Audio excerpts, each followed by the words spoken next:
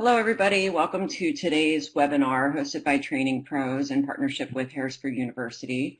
My name is Hurst, and I'm a relationship manager with TrainingPros. I'm located in the Harrisburg area, and I serve clients in Pennsylvania, New Jersey, and the New York markets. I'm currently also working with global companies like Procter & Gamble and Kraft Heinz to support their contract learning and development needs. Specifically, we're seeing a trend currently to outsource the role of virtual learning producers to help manage virtual learning events with everything that's going on with COVID, so that facilitators of the events can focus on facilitating while the producers can ensure that the technology platform like WebEx Training Center or Adobe Connect are running smoothly for the participants. I'm happy to connect with anybody on this webinar to talk more about this role and how we can support your efforts, so please feel free to reach out to me directly about that. My background is also in learning and development, and I've spent my career both in corporate America with additional experience in higher ed and nonprofit sectors. And specifically, I focused in the area of e-learning and technology-based learning products and strategy around the use of media to support learning and behavior change. Moving on to TrainingPros, as most of you know, TrainingPros is a boutique staffing firm. We focus solely on the learning and development space. We know that when learning leaders need consultants, oftentimes there's not enough time to find the right people. And TrainingPros tries to make this process easier, and we work with hundreds of companies to quickly find consultants to satisfy their project needs. Our process is very easy. You just schedule a consultation with someone like me, a relationship manager, who's an expert in the L&D field. We'll select consultants for your project that are handpicked specific for your needs. Then you can select one and start your project with confidence. We have some exciting news to share about us. Trainingindustry.com, which is the most trusted source of information on the business of learning, recently recognized TrainingPros as experts in the industry by naming us on their top 20 list for custom content development providers. In addition, we're also participating in the Training Magazine Network Choice Awards, and we would really appreciate all of your help on this webinar today to take a minute and vote for us. I'm going to paste a link in our chat window here in the webinar, and all you have to do is click on the link, and then you'll scroll down to see the TrainingPros listing to vote for us. Now, moving on to our presenter today. She is an impressive woman who I'm happy to call a friend. I'm honored to introduce Pamay Bassey, who is the Chief Learning Officer for the Kraft Heinz Company. Pamay has a deep expertise in artificial intelligence research and its application to learning theories and the creation of learning solutions. After joining Kraft Heinz as the CLO and in an effort to create a culture of learning there, Pamay set out on a one-woman crusade to model how to commit to regular learning practice, and she encouraged others to do the same. She committed to 365 days of learning and posted about her experiences. And slowly a movement took form as followers started to join her in her efforts. Through her hashtag Make Time for Learning campaign, the movement has caught on globally at Kraft Heinz, and employees have even signed pledges publicly to show how they plan to commit to ongoing learning.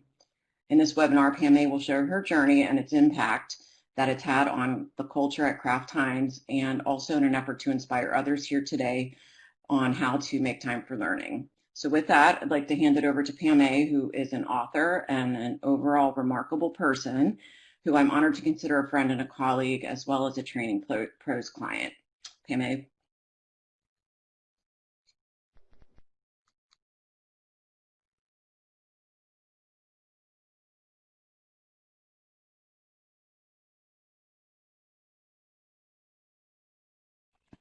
I need to unmute Pamay. All right. Thank you, Lee, so much for your introduction. And I must say that I was talking on mute for at least 2 minutes. So I will say that, again, thank you for your kind words. It's really great to be here. And I thank you for everyone who's posted in the chat where they are from. It's good to see that. I'm sitting here in Chicago, Illinois, and please continue to share where you are so that we can have an interactive experience together. And I just want to go ahead and jump right in, Justin, if you can help out with this in the effort to learn a little bit more about everyone who's here. Let's do a quick poll. Just curious what roles each of you play in the world of training and learning. So go ahead and select from those options. And if you select other, you can also type in the chat and let me know what else you do. And if there are multiple roles that you play, go ahead and select multiple roles. I have a lot to share, but I want to make this interactive, so I'll be asking you to weigh in from time to time. So I see a lot of project managers, learning leaders, executives, instructional designers. Interesting, a few technical communicators and instructors and facilitators. Fantastic, and I see some Chicago folks in the chat as well. Great, thanks so much, Justin. Let's take the poll away. I'm sure we'll see how that continues. And I just want to tell you a little bit about myself. Lee did share a little bit about my background. I'm a lifelong learner. I love laughter, I love words, I love big ideas and serving my community. I am the Chief Learning Officer for the Kraft Heinz Company and have been in that role for about 2 years. And the way that I like to say is, you know, as Chief Learning Officer, my responsibilities are twofold. First, I drive the strategy and the training and learning initiatives through our corporate university, which we at Kraft Heinz call Ownerversity, as it's built on one of our foundational values. We own it, so ownership. And second, I drive a culture of continuous learning, bold creativity, and intellectual curiosity at Kraft Heinz, making sure that every employee has what they need to be successful, and they know that learning can be their superpower, and that a commitment to learning can help them to be great in their current roles and help them to grow great careers and fulfilling lives. I have a true belief that if we enable people to create a learning practice, we help them to learn how to learn. We help them to determine what it is they need to learn. And, you know, we help them accelerate their learning curves, and that serves the learner, whether they are reskilling, upskilling, or intentionally or unintentionally disrupting their lives or their careers for the purpose of advancement. So today we're going to talk a little bit about lifelong learning as a tool for transformation, and the times that we're all collectively facing right now demand transformation. And I, again, believe strongly that one of the best ways to navigate these complicated times is for each of us to learn our way through it, to learn our way out of it, and face the unexpected crises that we're all collectively facing, to learn our way out of a moment in human history that will require us to make changes and answer difficult questions that many of us really could not have anticipated or predicted. And so the topic of this webinar was focused on the question, in our time-starved world of work, how can employees carve out critical time to learn?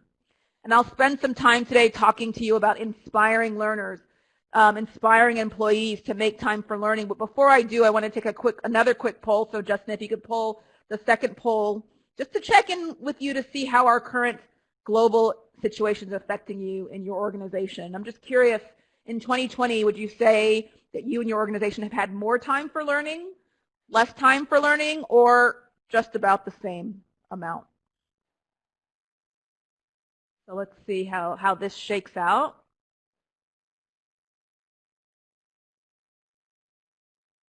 Looks like less time is slightly more popular than about the same time, which really aligns with my life. So yeah, it looks like less time for learning is actually, we're seeing a lot more people saying that there's less time for learning. Second is about the same time. Only a few are saying more time for learning. So yeah, some things have changed and some things have stayed the same. And if your life is anything like mine, there's one thing that definitely hasn't changed. You all are in the same boat as me. All of us have full agendas, concerns, deadlines. So we're the perfect people to model what it looks like to embrace being a lifelong learner. And so, Justin, I think we can take the poll away. We're the perfect people to lead the way as we create learning cultures in our lives, in our families' lives, our communities' lives, and our companies. We're the perfect people to model how to commit to a regular learning practice, to create a learning habit. As learning professionals, we're the perfect people to walk in the shoes of our learners, to really get knee-deep into the experience that they have every day, every time that they try to search for a course in our LMSs, our corporate universities, to find learning materials that are relevant, to complete an e-learning course or a module that leads to an aha moment and an opportunity for them to learn something they can use in their daily lives. We're the perfect people to volunteer to feel the pain of our learners and find ways to address that pain. Each of us really should be able to speak with ultimate confidence about the learning options that we offer and create. That is, to know from experience that there is useful transformative content within our LMSs, our corporate universities, and being delivered in our programs, and to share that knowledge with each and every employee in our organizations in real life and increasingly in the virtual sphere. We all, I like to say, need to drink our own Kool-Aid. Because the way I see it is if we're responsible for motivating others to learn and invest in their career development and we are not learning ourselves, how can we be as effective as possible? If we're not taking advantage of the tools and the platforms and the courses and the learning experiences that we're offering to our employees, how can we expect them to take advantage of those things? So now is the time I get to tell you a story. I want to tell you about a Kraft Heinz success story in the making. So in February of 2019, just after I joined Kraft Heinz, I created what I call the learning and development, a value proposition statement for learning and development. It states that our learning and development offerings enable each employee to learn like an owner so they can execute with excellence in their current roles, accelerate their learning curve, and grow great careers. And hopefully some of that sounds familiar to you: ownership, performance, growing great careers, meritocracy. But there may be one thing that I want to just spotlight, and that's the idea of learning like an owner. Let's talk a little bit about what that means.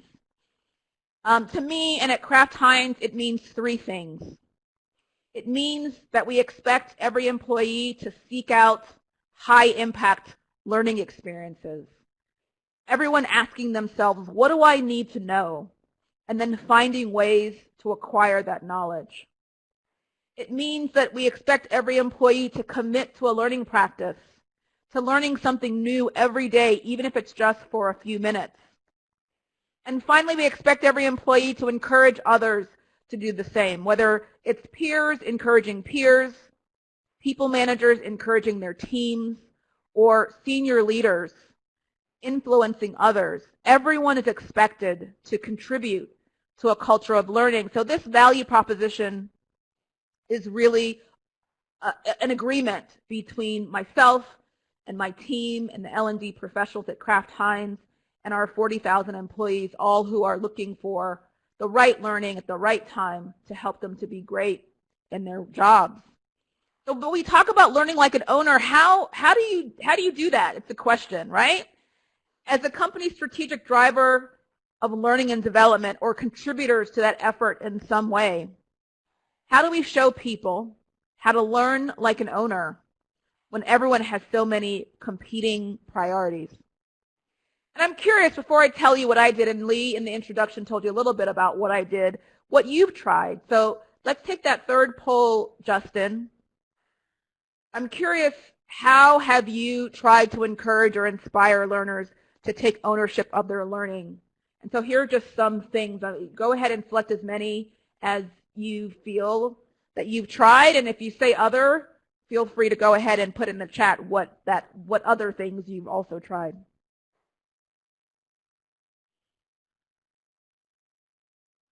So I see individual learning plans. It's something that comes up a lot. Enlisting senior leaders to model learning behavior is something that I think is very important, clearly something that I try to live every day. Improving the learner experience and encouraging innovation. Oh, it looks like aligning the learning and business objectives and providing a clear what's in it for me with them is actually now the #1 option. And so, we're all in the same boat trying to do things, different kinds of things to encourage or inspire our learners to take ownership of their own learning. So great. Let's move the poll, and I can tell you a little bit about what I did. So what I did was start a campaign with 2 hashtags. Learn like an owner is the first hashtag, and make time for learning. And as Lee mentioned, I made a promise that every day for a year, I would visit our corporate university and read an article or take a course, attend an in-person learning event to make time for learning. And at the end of January of this year, I completed 365 consecutive days of learning. Sometimes that learning moment was a few minutes long, and sometimes it was a few hours long, but mostly somewhere in between. After every learning experience, I posted to our internal social network, which we at Kraft Heinz call the Catch App, because what else would we call it, right? In that daily post, I let people know the topic and the material I focused on for the day. And just to give you a sense for the usage of this app, yeah, I love it too, Carol. The Catch App is one of my favorite things. Working for a food company, you get to have a lot of fun with words and fun with food. Let me show you what the post looked like. And before I tell you what the post looked like, I will share that 66% of salaried employees have downloaded the Catch App. So not, it's a pretty, it's a good portion of the organization. And frankly, if I looked at the numbers now, they'd probably be higher because we're all, working from home and looking for ways to stay engaged with each other.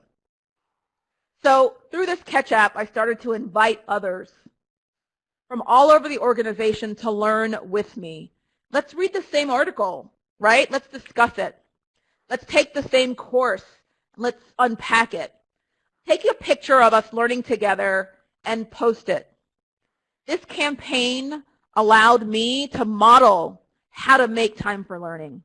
And as time went by, I saw a few people catching on, liking my posts, other people starting to use the hashtags, posting about their own learning experiences. One of my favorite was the idea of a lunch and learn. Someone would show their laptop and their lunch and whatever course or article they were completing. And they were making their own public learning commitments. I call the first follower. She made a 100-day learning commitment. We're friends to this day. She's a colleague from the UK, and she, unsolicited, made a 100-day learning commitment, and then others started to do the same. And so just to give you a sense for the different elements of each post, because the posts began to be a real way for us to share around the organization how my learning journey was going and how others were reacting to it.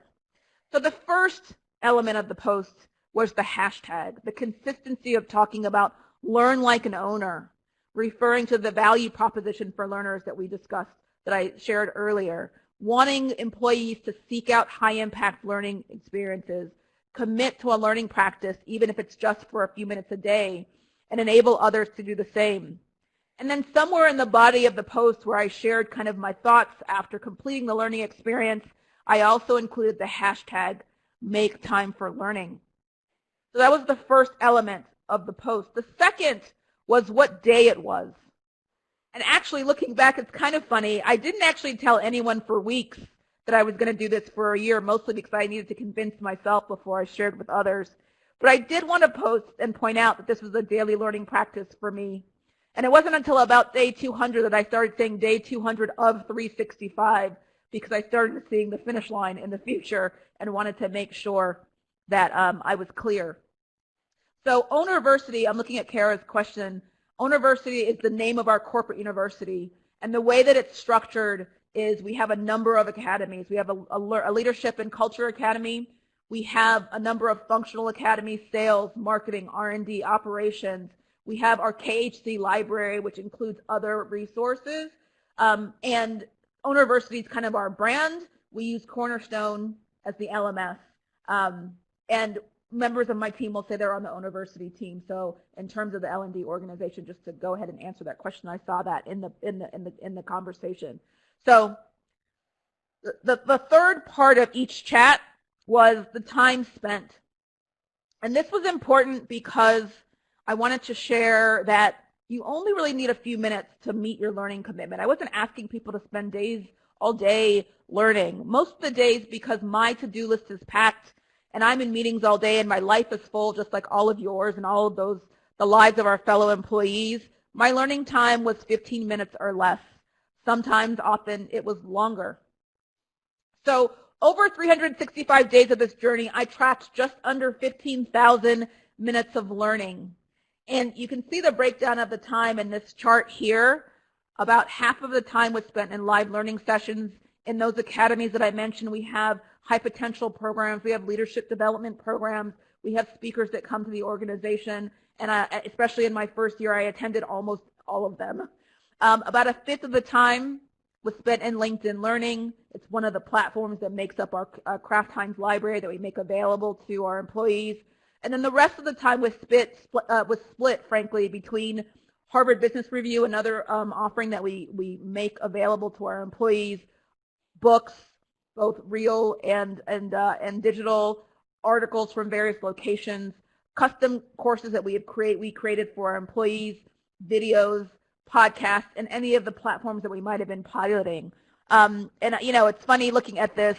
I wonder what it would look like if I started this earlier this year, because of course all of us are doing more digital and remote learning, so I doubt that I would have been at 48% of live learning sessions, but that's what the breakdown was from February of 2019 to January of this year. And you can see in this word cloud the topics that I covered collectively in my learning experiences for the year, including the top 3: leadership, workplace culture, and performance, which I think makes sense because we should all direct our learning in ways that can help us to be more effective in the roles that we have in our organizations. I also wrote a list, an 11-page list of 365 things I learned from 365 days of learning, and I'll share some of those things with you by the end of our time together today. But, you know, being a learning leader or being a leader at all means it's not all about me. And so this journey was not about me. It was about my organization. It was about my learners. And it became very clear before my year of learning ended that it was that the movement needed to expand. So at the beginning of September of last year, we launched, myself and my team across the organization, a global Learn Like an Owner campaign, primarily to promote the culture of learning at Kraft Heinz, to encourage others to join the movement, to challenge employees to commit to learning, and champion those who had done so already. We also, of course, wanted to leverage leadership support to encourage participation. So as part of the launch, we gave individuals 4 options for participation. And so the timing of the campaign was from September to December, the last 4 months of the year. It ended up being a pilot program. The participation levels were bronze, silver, gold, and freestyle. And you can see that they were pretty, we wanted to make sure they were reachable. Bronze was literally 15 minutes per month, and I learned that I could read an article in 15 minutes, but for 4 months it was an hour total commitment. Silver doubled that, 15 minutes every other week, 30 minutes a month, a 2-hour total commitment for the last 4 months of the year. And gold was 15 minutes a week or an hour per month, 4 hours of a total commitment for the last quarter, the last 4 months of the year.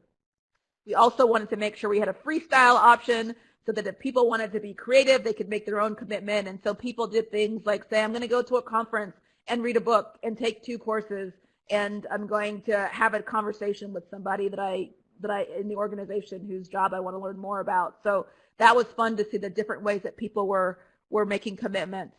And I'm curious, and so I'd love for you to join the conversation in the chat to tell me what you think, if you think these were understandably realistic or that we should have been more ambitious. I had thoughts about that. We wanted to make them reachable, but I'm curious if you thought that, if you think that they should have been more ambitious or if they were, understandably realistic. Thank you, Leanne, says you could be more ambitious. It's true. 15 minutes is one article, but it was a place to start. What do other people think? I think, yeah, Nadine says it's something that people think that they can, I can beat that. maybe making it more of a percentage of free time, challenged more. And it's interesting, and I'll talk a little bit more about starting before you're ready. It really was an effort to say, well, I know that for me, I could make this commitment. And for me, I knew even at the end of a really long day, I could spare 15 minutes for an article, but wanting to scaffold people and bring people along on the journey and not give them, commitments that they might think, I can't do that. Because making time for learning is something that we all know, as we said at the beginning, is not easy. So let me continue. 2019, we had 500 commitments. So in those 4 months, we had about 500 people who said, you know what, I can go bronze, I could go silver, I could go gold, I could go freestyle. Those 500 employees completed a total of 3,000 hours of learning in 4 months. Our chief people officer made a learning commitment.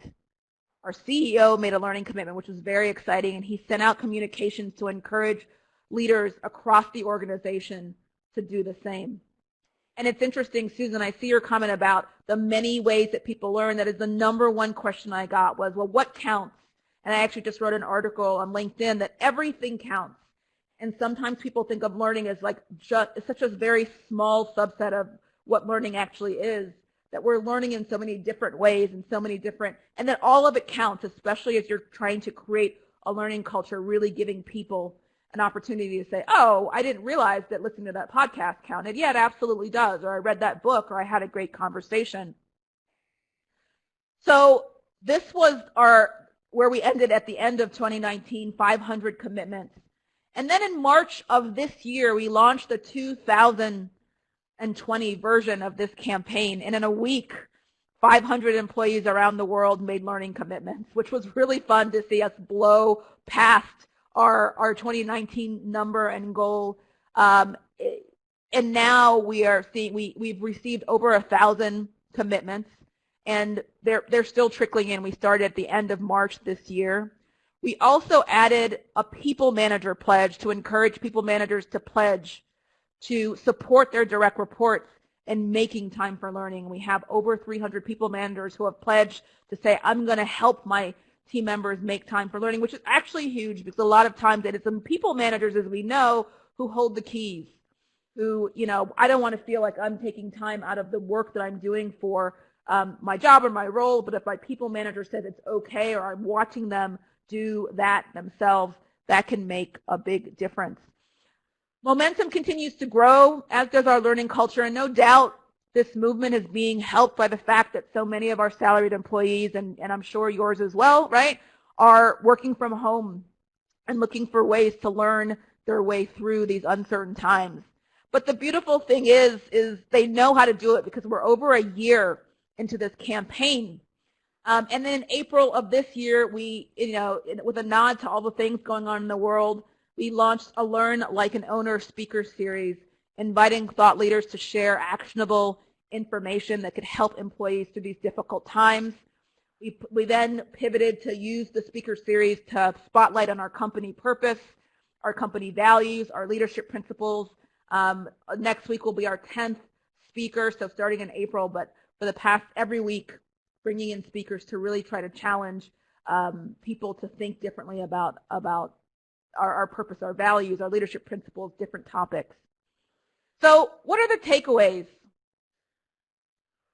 What are the steps to take if you are trying to transform yourself and your employees into lifelong learners and create a powerful and functional learning culture? How do you embrace your role in this journey? What do you need to do? Let's talk a little bit about that.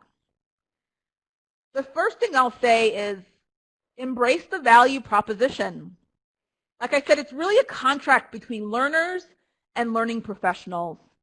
We expect learners to take ownership of their own learning and development, knowing that the benefit that will come to them as they execute in their current roles with excellence, accelerate their learning curves, and grow great careers.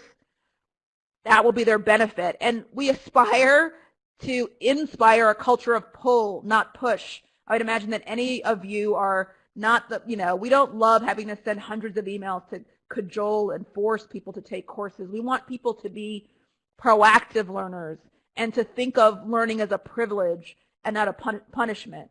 And so all of these things are wrapped up into that value proposition, into really creating that culture of learning. And number 2 of the 365 things I learned from my 365 days of learning is that this always requires you to start before you're ready. There's a need to believe that learning is good and useful, and there's no time like the present to start and develop a strong learning culture. Start while conversations are taking place about whether or not it'll be possible to convince people managers and senior leaders to set aside dedicated time for learning. That conversation about dedicated time for learning versus learning on your own time is ever raging. You start before that, before you come to a conclusion on that conversation. Start while you're in conversations with your learning analytics teams, if you're lucky enough to have one, or other colleagues or senior leaders, about how to measure impact to the business in a clear and convincing way. Start now, because employees are waiting to be engaged, and we're finding and seeing that this is a way to engage them. And so I'm curious, I'm seeing some comments in the chat about the idea of starting before you're ready. What do you think about that? And what challenges are you facing as you're trying to create a learning culture? Go ahead and type in the chat. I'm curious to see what you think about embracing the value proposition and starting before you're ready.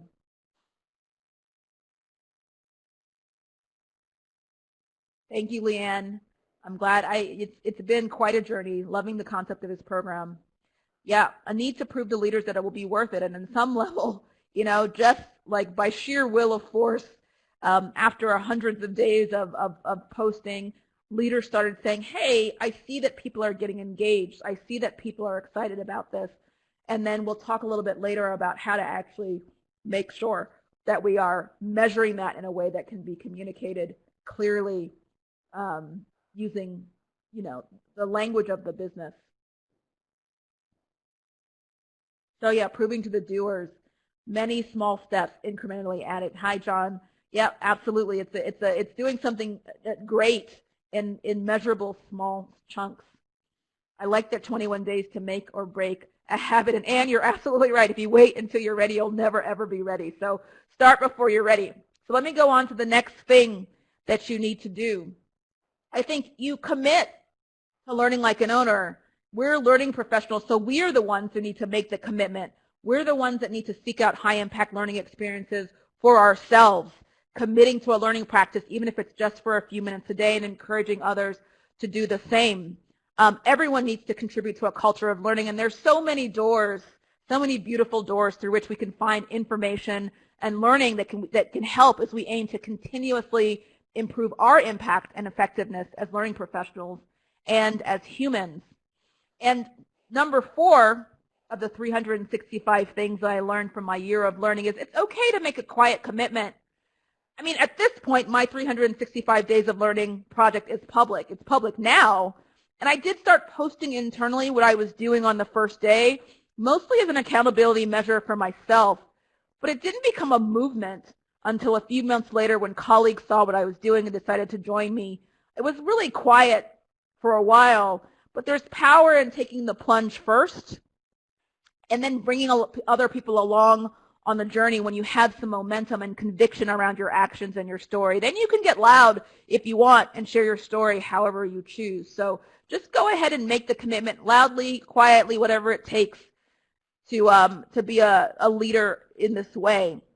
And once you make that commitment, you'll find there are just a few things that you need to do. I agree, Leanne. Being a leader can be lonely, and I don't know how many of you have seen the dancing guy on the side of the mountain where you're dancing by yourself, looking a little bit crazy until one person decides to join you, and then 2 people, then you're a leader, and then there's a movement. So there is really always a build to it, but the very beginning can sometimes be lonely. So the next thing you do after you commit to learn like an owner is you need to determine your own searching and your learning style. How do you find that high-impact learning that will be relevant and inspire you to act? My suggestion is to use your life. The things that are happening in your day and in your life can and should be the motivation for the topics, the skills, the capabilities on which you focus your learning time. We all do it. Search engines, type in a keyword. What are the keywords that you can use to find useful learning in your search engine or in your corporate universities? Are you a people manager dealing with a difficult team member? Search for courses on how to be an effective people manager. Are you finding that you need to help a senior leader develop functional skills? What learning platforms are available that can provide targeted materials for that leader, or leadership development platforms? It's in experimenting with different searching mechanisms that you will be able to do the next important thing, which I think is identifying your trusted source or sources for learning. In my year of learning, for example, I confirmed that I'd much rather read a book than listen to someone talk to me about a book. But that's just me. I love to read, but I have people on my team that would rather listen to a Blinkist summary, book summary, and they light up when they tell me the new one that they discovered. What are your trusted sources of learning? Once you find them, you'll be able to use them as you go, even as you continue to experiment with other sources and thoughtfully expand your trusted sources list. So I'm curious, go ahead. I see lots of interesting comments in the podcast, TED Talks. What are your trusted sources? Type in the chat. Leanne, I love podcasts and TED Talks. I love a great book. I love a great article, especially if it's targeted and it makes me think about the challenge I'm having as a leader that particular day. Mentorships, interesting. Talking to your mentors, having conversations. I like regular books too, actually, Gina. It's funny, I would rather read a regular book than, a Kindle, but everybody has different ways that they want to learn. And this also gets to the point that we were talking earlier about everything counts. When you're building a learning culture, a lot of times there are conversations about, well, are we okay if people are learning certain things? When we are asking people to be creative and curious, using all of the options and opportunities to learn, I think, are helpful. And I think one of the most beautiful things is when you learn something and you think, wow, this is not relevant to what I'm facing, a challenge I'm facing, then you see a connection where you didn't see it before. Rabbit hole learning, reading one article that leads to the next, to the next, to the next. So I see that you're all experts, or you're doing the work to figure out what your trusted sources of learning are. And the next thing that you do as you're taking in all this information is reflect on what you're learning and share what you're learning. I showed you how I did that in the Catch app, right? Making sure that I'm posting, writing a reflection after every learning experience. It was really impactful in the way, in my efforts to inspire others to also learn and to share what they were learning. I think that taking the time to reflect helps you apply your learning in different contexts. Almost as valuable as the time spent learning is the time you take to pause, to think about what you learned and how it can be applied within the context of your particular challenge or area for development. And also, along the way, you're always determining what to practice and what to keep. This is a continual process. I learned something. Is it relevant? Do I keep it? Do I practice it? Do I discard it? You can learn a lot from someone who masters their craft through diligence, practice, and maintaining high standards, even and especially when they start with raw talent. This is actually a quote from Jerry Seinfeld, who I think is a brilliant comic. People who know me know that comedy is my first love, and I read an article, a Harvard Business Review article about Jerry Seinfeld, and I grabbed this quote. It's in the commitment to practice that knowledge moves from simply being something that you're aware of to something that you're able to apply. So practice, I believe, makes permanent. And as you practice, like I said, you can see what works and what doesn't. You keep what works and you discard the rest. And finally, apply your learning habit to learn something specific. And this is where the two main responsibilities of a learning leader, I believe, come together. First, to create that culture of learning and to inspire employees to create learning habits, and in parallel to create courses, curricula, programs, and learning events that help our employees to develop specific skills and capabilities. Starting by learning something new every day, I believe, is important. Figuring out your unique way to move from curious to competent, however, will then serve you and help you to grow a great career. So remember, and you probably can't forget, we are the learning leaders and the learning practitioners. We have big jobs ahead of us as we reskill and upskill and onboard and develop the talent that will take our companies and our clients to their respective futures, especially as we emerge from our current collective challenge and co-create our new and next normal. But before we spend a lot of time and money telling people that we know that they can change, I just think it'd be super powerful to show them. So thanks, that's all I have. I'd like to say that I can take questions. I say Q&O because I don't have a lot of answers, but I have a lot of opinions. So if you want to ask any questions, I'm happy to share my opinions. And Justin, you tell me how much time we have before we need to wrap up. Yeah, Pamay, we got about 15 minutes of QA or QO time, so yep, we got plenty of time if anyone has. Fantastic. I see that Gina asked, would I consider Ownerversity a corporate MOOC? You know, not exactly, because the way that Ownerversity, it's really a collection of academies. Like I mentioned, we have a Leadership and Culture Academy, and there we have courses and offerings for our high potential programs, leadership development, manager excellence, making sure that our managers are learning how to be effective people managers. Our diversity, inclusion, and belonging offerings happen there. And our offerings around culture. We have a new company purpose, new values, our leadership principles, making sure everyone knows who we are, what we stand for. And then we have the functional academies, sales, marketing, R&D. There are 9 of them. I could list them all, but really focusing on functional development. And so in each of those academies, all of which make up Ownerversity, there are lots of different types of learning offerings and platforms that we use, et cetera. So it really is more of an umbrella than a MOOC. I see a question here by Raphael. What is your feeling about individual versus group learning? I think that each of them have their place. I mean, clearly my 365 days, the most of it was me, a lot of individual learning. And that is making sure that I was constantly taking in new information, constantly taking advantage of all of the things that we were offering to our employees. So I think that you have to take responsibility for your own learning as an individual, but certainly there is power in cohort-based learning. There's power in learning from each other. There's power in group learning conversations, structured and unstructured. So I think both have their place. Wayne, I see. What have you found to be the best way to share learning best practices and testimonials across the business? I work in a matrixed environment, so I have a team that reports to me in headquarters in each of our zones. We have a U.S. zone, a Canada zone, and an international zone have L&D teams. We just have a network of meetings scheduled where we're sharing best practices and testimonials.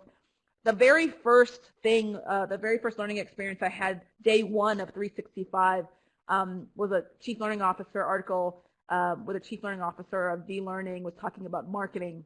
And I think we as learning professionals need to learn how to market. We can learn a lot from marketeers.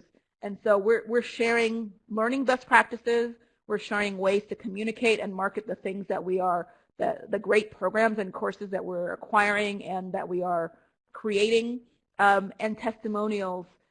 There's nothing like a senior leader who has an amazing learning experience will then go back to tell their, hopefully their direct reports as well as their their people managers that this is amazing and we need to make sure that we make more time for learning in the organization for people. So word of mouth is huge, marketing is huge, and then also sharing across the organization for all the learning and development professionals who are in the trenches trying to make sure that we are providing great opportunities for learning. Tracking, Andrea, is one of the things I spent a lot of time talking about. So the Catch app is useful because what was happening, or people were making their commitments. This year we made sure that to have people track their commitments through the Catch app, and we're able to then pull reports from that application. But it is still something that we're constantly improving every day because Once you start doing something like saying, hey, we have 1,000 people who are learning, everyone wants reporting.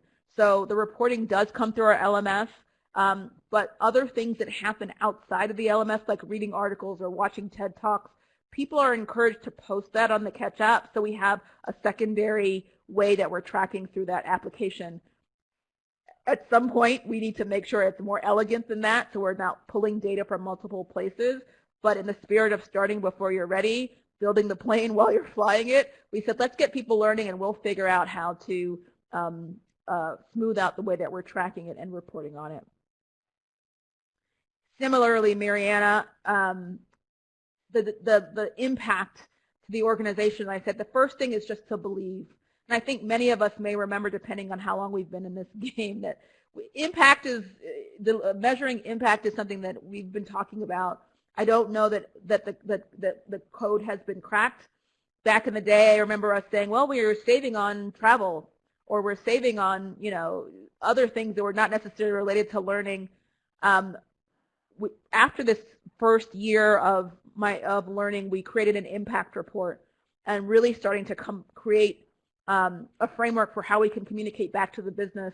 This is the impact that we're having. This is year 2 of the Learn Like an Owner campaign, and we are refining that. So it's a matter of how much learning was proactive, how much learning was compliance training versus courses that I registered for myself.